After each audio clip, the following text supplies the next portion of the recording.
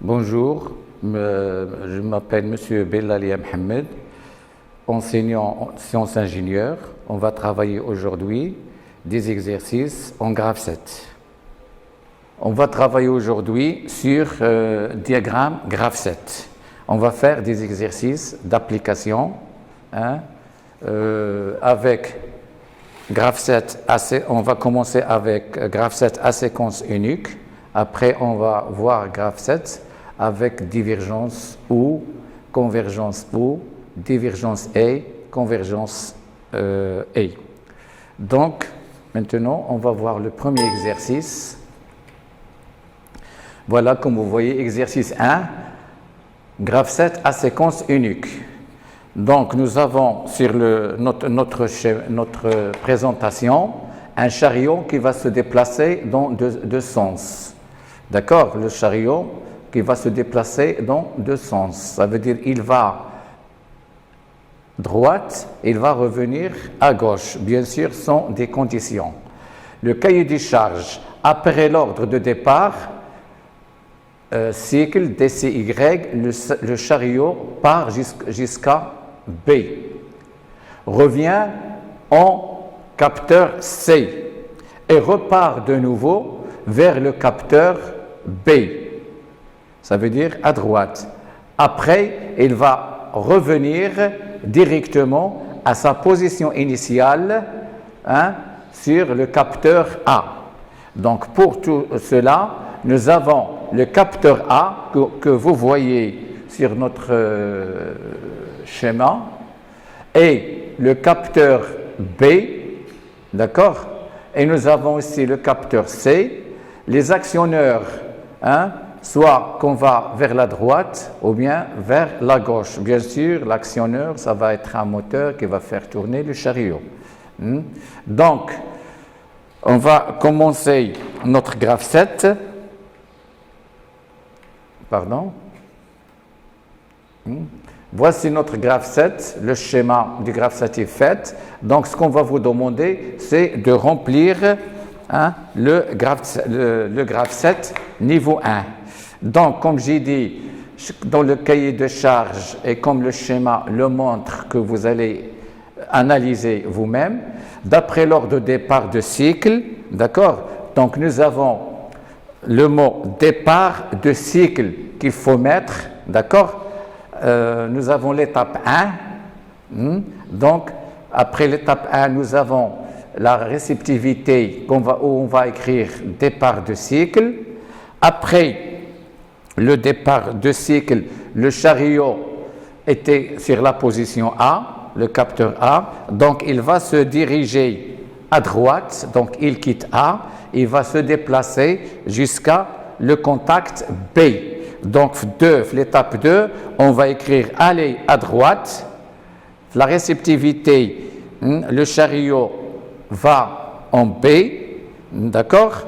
Après l'étape 3, une fois le chariot actionne le capteur B, il revient à gauche et il va s'arrêter sur le contact C.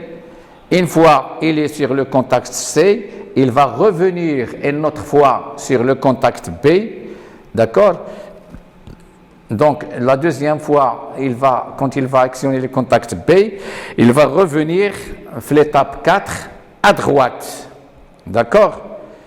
L'étape 4, elle est toujours à droite. Après avoir actionné le capteur B, il va revenir directement vers sa position initiale jusqu'à ce qu'il va actionner le contact A. Une fois on est en contact A, c'est la cinquième étape, donc aller à gauche, la réceptivité, on va marquer chariot en A. Donc on a retour à l'état initial. J'espère que c'est clair, le fonctionnement il est facile. C'est un graphe 7 à séquence unique. D'accord? Alors on va voir la réponse. Voilà. D'accord? Donc l'étape 1, c'est l'étape initiale. On a départ de cycle, d'accord? Ça veut dire action sur DCY. L'étape 2, le chariot va se déplacer à droite, il s'arrête en B, donc B actionné, capteur B.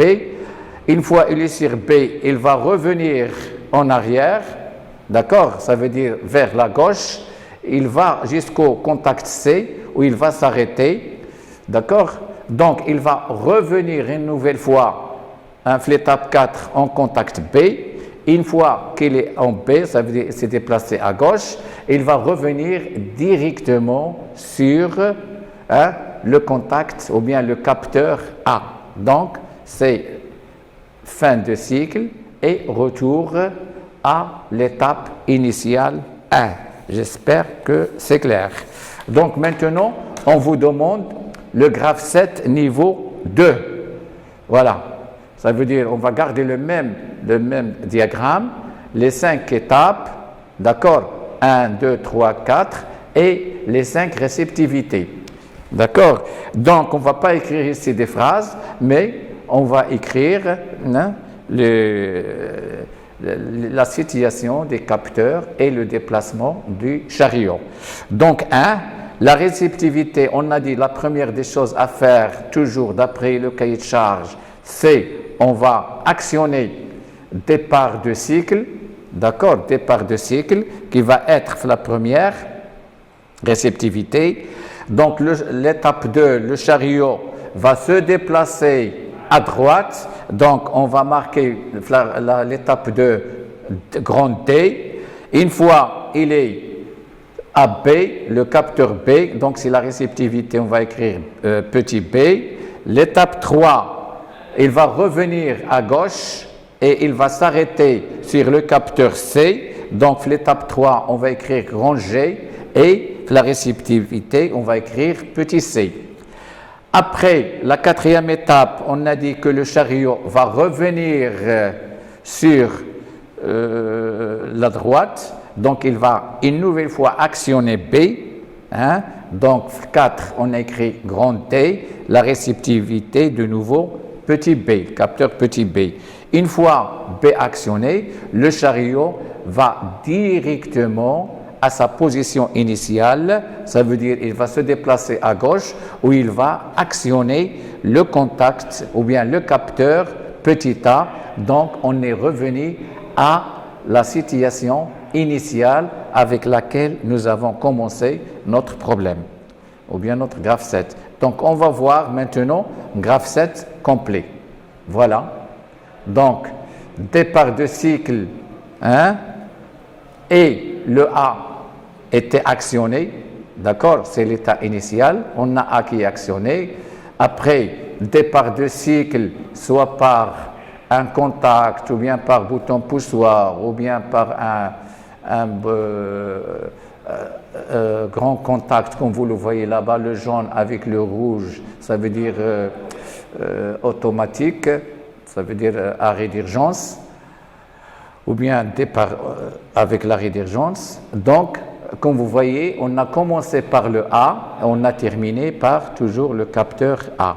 Donc, j'espère que c'est un exercice qui va vous donner plus de savoir pour que vous puissiez faire les exercices qu'on va faire après. Donc, c'est un exercice très, très simple. Bon, exercice 2. Voilà. Bain de dégraissage. Fonctionnement. Un chariot se déplace sur un rail et permet, en se positionnant au-dessus d'une cuve, de nettoyer des pièces contenues dans le panier en les trempant dans un bac de dégraissage. D'accord?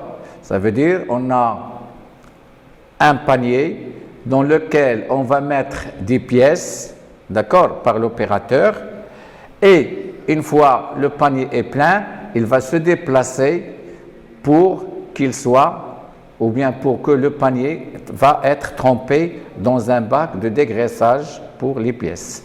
Cycle détaillé. Quand le chariot en haut à gauche et qu'on l'appuie sur le bouton de départ du cycle, toujours DCY, le chariot va au-dessus du bac de dégraissage. le panier descend alors dans ce bac où on le laisse 30 secondes. Ça veut dire une fois le panier en face du bac de dégraissage, il va descendre et pénétrer dans le bac de dégraissage, on va le laisser 30 secondes. Ça veut dire on va utiliser une temporisation. Après cette attente, ça veut dire le temps de 30 secondes, le panier remonte automatiquement. Après cela, le chariot va jusqu'à l'extrême droite où il sera déchargé. Ça veut dire le chariot, il va continuer son déplacement jusqu'à une position où il va actionner un capteur, il va s'arrêter et il sera déchargé. Déchargement, comme j'ai dit, manuellement. Quand le déchargement est terminé, le système revient dans sa position de départ. Remarque, le chargement et le déchargement du panier, comme je l'ai déjà dit, s'effectue manuellement. Le contrôle du fait que le panier est déchargé sera donc validé par un bouton poussoir D. Ça veut dire on a un capteur, une fois le panier est vide, d'accord? Donc on a un contact, un capteur, un bouton poussoir D qui va valider cette action. Donc donner le graphe 7, point de vue système, nous on va travailler directement graphe point de vue partie opérative et le graphe point de vue de partie commande. Donc partie opérative, ça veut dire graphe 7 niveau 1 et l'autre graphe 7 niveau 2. D'accord? Donc, voilà notre schéma. D'accord? Bain de dégraissage. Vous voyez, nous avons un moteur de levage. On ne va pas s'intéresser à cette partie. Nous avons, après, la situation où le moteur est positionné à l'état initial. Et comme vous voyez, nous avons un capteur C1 qui est actionné, d'accord, par le moteur, et le panier, comme vous le voyez, à côté de poste de chargement. Donc on a M plus, ça veut dire descente, M, l'autre sens, ça veut dire la montée du panier. Après, le chariot va se déplacer, d'accord, jusqu'à ce qu'il va actionner un capteur C2. Une fois qu'il va actionner le chariot, le capteur C2, il va descendre, le panier va descendre, bien sûr, avec la rotation du moteur, ça veut dire dans le sens de M+, il va se positionner ou bien dans le bain de dégraissage. Nous avons déjà dit que dans le bain de dégraissage, on va le laisser 30 secondes. Une fois c'est terminé, le panier va remonter, d'accord? Il va continuer toujours dans le sens, d'accord, dans le sens droite, d'accord, jusqu'à ce qu'il va actionner, le capteur C3. Une fois le capteur C3 est actionné, d'accord, le capteur C3 est actionné, donc le panier va descendre, on va faire le déchargement. Une fois le déchargement est fait, nous avons un bouton poussoir, d'accord, qu'on va actionner sur D. Donc le chariot va remonter et va revenir dans le sens contraire jusqu'à ce qu'il arrivera à sa position initiale où il va actionner le contact C. Donc ça, c'est une explication de plus pour, d'accord, pour remplir votre graphe 7 niveau 1. D'accord? Donc, on va voir maintenant le résultat du graphe 7 niveau 1. Voilà. D'accord? Donc, niveau 1. OK? Le niveau 2, c'est la question suivante. Donc, en ce qui concerne le graphe 7 niveau 1, l'état 0, d'accord? Alors, nous, qu'est-ce qu'on a sur le schéma? Nous avons vu que nous avons, C1 est actionné, d'accord? C1, le capteur C1, mais le cycle, le système est en arrêt. Donc, on va écrire C1, H, d'accord, c'est le contact H que nous avons vu, qui était marqué, voilà, d'accord, capteur H, panier en position haute, donc le départ, le panier, il était en position haute, ça veut dire C1 actionné, on va actionner un autre, ou bien il est actionné par le panier H, ça veut dire que le panier est en position haute. Lorsque le panier elle descend, on a un capteur B qui détecte la descente de notre panier. C'est clair? Donc toujours, on va revenir au schéma. Donc j'ai dit, après l'état 0, on a la première, c'est la réceptivité demande de départ de cycle. D'accord? On va écrire la première réceptivité après le 0, l'étape 0, demande de départ, ça veut dire DCY. Le chariot à gauche, comme il est sur le schéma, et le panier est haut. D'accord? Alors, l'étape 1. L'étape 1, on veut que le chariot soit déplacé vers la droite. D'accord? On veut que le chariot se déplacer vers la droite. Une fois le chariot, la réceptivité est déplacée vers la droite, chariot au-dessus du bain de dégraissage. D'accord? Avant qu'il se déplace, il est au-dessus du bain de dégraissage. L'étape 2, qu'est-ce qu'il arrive? Le chariot, le panier va descendre. Je m'excuse, le panier qui va descendre. D'accord? Le panier va descendre. La réceptivité, on va écrire panier descendu. Une fois le panier est descendu, la troisième étape, on a dit dans le texte ou bien sur le schéma qu'il faut attendre 30 secondes. L'étape 3. La réceptivité, après l'étape 3, on va attendre ce que les 30 minutes soient terminées. Une fois 30 minutes est terminée, l'étape 4, le panier remonte. Le panier commence à remonter. Une fois le panier est remonté, il va actionner le contact remonté. D'accord? Il va se...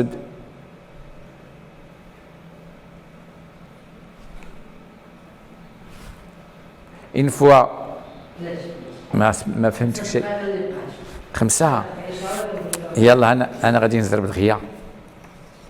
Donc, on a dit une fois le panier est l'étape 4, le panier est remonté après l'attente de 30 secondes. L'étape 5, le chariot va continuer à se déplacer vers la droite. D'accord? Il va se déplacer vers la droite. Il va actionner le contact C3. Le chariot, le panier va descendre vers le poste de déchargement. Ici, on a une étape où le panier est descendu vers le déchargement. Donc, comme j'ai dit, le déchargement va se faire manuellement. C'est l'étape 6. Une fois le panier est déchargé, nous avons le contact D, d'accord, ou bien le bouton poussoir D qui va être actionné. Donc, autorisation de continuer le cycle, la réceptivité, autorisation de continuer le cycle, d'accord? Alors, l'étape 7, déplacement vers la gauche va commencer. Il sera jusqu'à le point de départ où le C1 sera actionné, d'accord? Donc, déplacement vers la gauche, pardon. Déplacement vers la gauche, chariot au poste de chargement. Le chariot est au poste de chargement. Donc, on va passer tout de suite à voir la correction.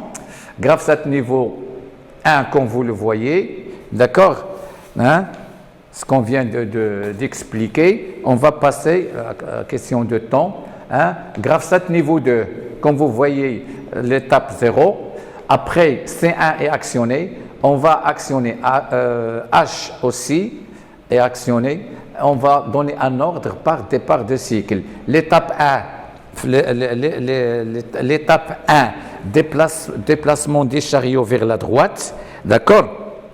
Parce que C1 est actionné, H actionné, départ de cycle est actionné. Donc il s'arrête au capteur 2, là, le chariot au-dessus du bain de dégraissage, d'accord?